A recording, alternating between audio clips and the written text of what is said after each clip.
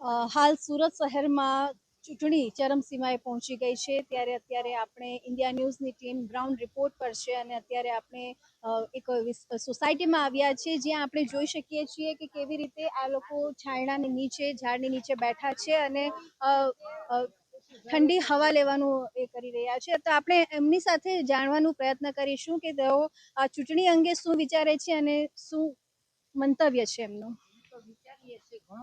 આટલા વર્ષથી કોંગ્રેસ આવ્યો કે ભાજપ આવ્યા કે અપક્ષ આવ્યા, કોઈ પણ અમારા એરિયામાં સફાઈ નથી કામ થતા, કોઈ મુકાતું નથી, કોઈ પણ કઈ નહીં. પાણીનું અમારે ઘરે તો મોટર ચાલુ કરીને તોય ધીમું ધીમું પાણી આવે, કોઈ સગવડ જ નથી. આ જ્યાં ચૂંટણી આવે ત્યારે આવે બધા, બાકી તો કોઈ આવતું જ નથી. એટલે તમે કહો છો કે જે ઉમેદવાર ચૂંટાઈ જાય પછી એ વોટ આપવા એમ કે અમે બાકડો આપશું જ, હમણાં જ મોકલીએ અમે, 1 જ મિનિટ થાય. તા તો 1 મિનિટ મને 1 વર્ષ 5 વર્ષ થઈ ગયા તો બી નથી આવતું કોઈ વસ્તુ. તમારી બીજી કઈ સમસ્યા છે આ સોસાયટીમાં? બીજી તો સમસ્યા બીજી હું કહીએ, આટલી સમસ્યા પૂરી થાય તો ઘણી છે. એક પાણીનો પોસ થોડો આવવો જોઈએ, સફાઈ કામ થવું જોઈએ, એવું બધું. પાણી એટલા મચ્છરા ભરાઈ જાય, હમણાં ચોમાસું આવશે. તમે શું ઈચ્છો છો તમારા આવનારા ઉમેદવાર પાસે, તમે શું અપેક્ષા રાખો છો? બસ આજ અપેક્ષા રાખીને હવે જે બોલે એ જ અપેક્ષા રાખી. તમારું નામ? ભાનુબેન. તમે કયા મુદ્દા ઉપર આ વખતે વોટ આપવા? હું હવે તો કોઈને કઈ કહેવાય નહીં, બરાબર, કોને આપીએ. પણ અમારે આ ગ્રાઉન્ડ છે એમાં ચોમાસામાં બધું પાણી ભરાય છે ને એના લીધે મચ્છર થાય, એને રોગ પેલા અમારા ઘરમાં બધા નાના નાના બધાને ત્યાં છોકરા છે, બધાને તકલીફ થાય. તમને શું અપેક્ષા છે કે તમારા ઉમેદવાર કેવા હોવા જોઈએ? અમારા ઉમેદવાર અમારા મોહલ્લાનું ગ્રાઉન્ડનું બધાની સગવડો પૂરી કરો, બરાબર. અમે સિનિયર સિટીઝનો અહીંયા બેસીએ છીએ તો એમના માટે બેસવા માટે બી બાકડા અમે 2 વર્ષથી માંગીએ છીએ પણ કોઈ આપતું નથી. મહિલા સુરક્ષા વિશે તમારી સોસાયટીમાં કંઈક કેવું હોય તો? મહિલા સુરક્ષા તો જોઈએ. મહિલા સુરક્ષા તો જોઈશે, કેમ કે અત્યારે બનાવ એવા બની જાય છે ને કે મહિલા પાછળ કોઈ સુરક્ષા નથી.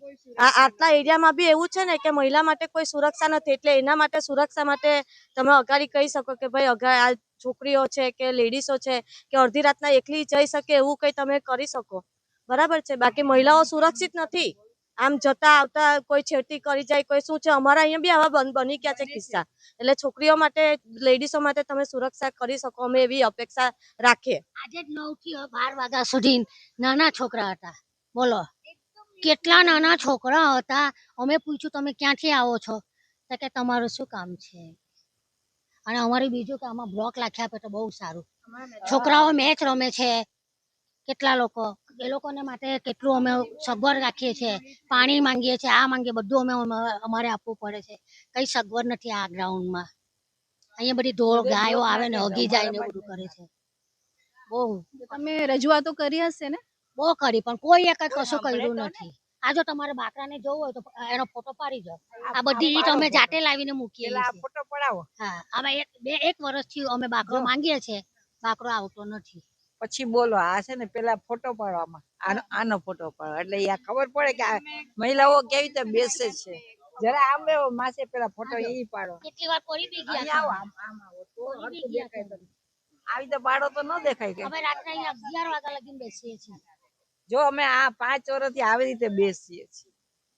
તમે કોઈને કીધું છે ખરેખર કે પક્ષ જે આવે, જે ચૂંટણી આવે તો કે પછી આવી જશે, કોઈ ના આપવાર આવે, ગમે એ આવે ને બધા. એટલે તમારા સમસ્યાનો નિકાલ આવતો નથી. માસી, તમને પૂછવા માંગીશ કે તમે મતદાન કરો છો? હા. એટલે કયા મુદ્દાઓને તમે ધ્યાનમાં રાખીને દર વખતે મતદાન કરતા આવ્યા છો? એ તો અમે કહેવાય થોડું કે અમે આને મત આપવાના છે, એમ તે જે યોગ્ય લાગશે તેને આપીશું. તો આ વખતે એમના સિનિયર સિટીઝન સાથે અત્યારે આપણે વાત કરી, એમના સિનિયર સિટીઝન મહિલાઓ સાથે આપણે વાતચીત કરી, એમના પ્રતિક્રિયાઓ જાણ્યા, તેમના મંતવ્યો જાણ્યા. હવે જોવાનું રહેશે કે આ ચૂંટણી પછી પરિણામ શું આવે છે અને એ લોકોની સમસ્યાઓ કેવી રીતે હલ થાય છે. કેમેરામેન રવિ વેન્ડે સાથે હું હિના, ઇન્ડિયા ન્યૂઝ ગુજરાત, સુરત.